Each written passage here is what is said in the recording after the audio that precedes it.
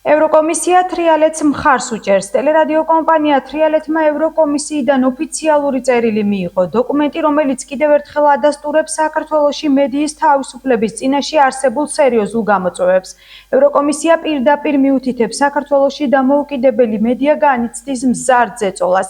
გამოხატვის თავისუფლების სფეროში ფიქსირდება აშკარა უყუსვლა. სამართლებრივი გარემო სულ უფრო მტრული ხდება. მიუხედავად ამ რთული რეალობისა, ევროპა აღიარებს ქართველი ჟურნალისტების სიმტკიცებს და უცხადებს მხარდაჭერას თავისუფალ და დამოუკიდებელ მედიას.